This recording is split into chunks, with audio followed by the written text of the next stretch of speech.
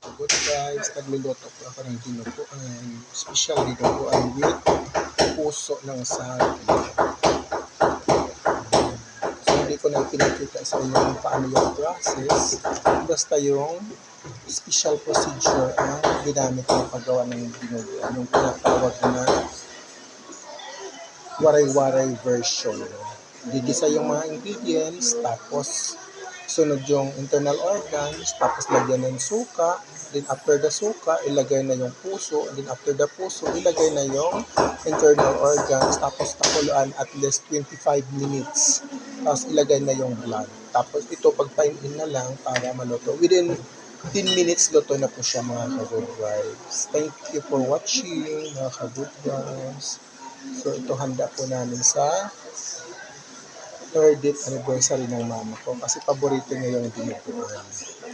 Kumakain siya ng dinuguan pag luto ko.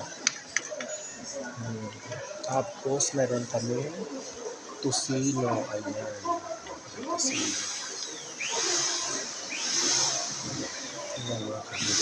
Tusino. So frying pa lang ito. Then after frying, pag maubos na siya, so lalagyan ko siya ng sauce. Korean sauce. So, tosino siya, pero yung flavor niya, yung sauce na ilalagay ko, Korean sauce para maanghang-anghang at saka matamis-tamis at saka maalat-alat. Thank you mga ka-good guys. Thank you for watching mga ka-good guys. So, ayan, busy po kami ngayon. So, ayan. Ayan. Tapos nagluluto ako ng black gulaman. So, ayan. Black gulaman niluluto ko siya mga ka-good vibes para maging al dente siya. At saka, antabayan niyo po siya.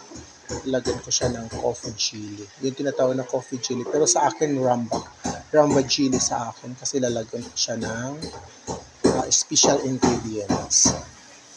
So, ayan. Thank you for watching mga ka-good vibes. So, ayan. Tapos meron kami and fried chicken, good vibes. So, ayan. Tapos nagigito kami. Tapos mga ka-good vibes pala, yan, yung special dinuguan ko, yung taba, so ito, fried ko siya. Yan, di-fried ko muna para yung fats matanggal.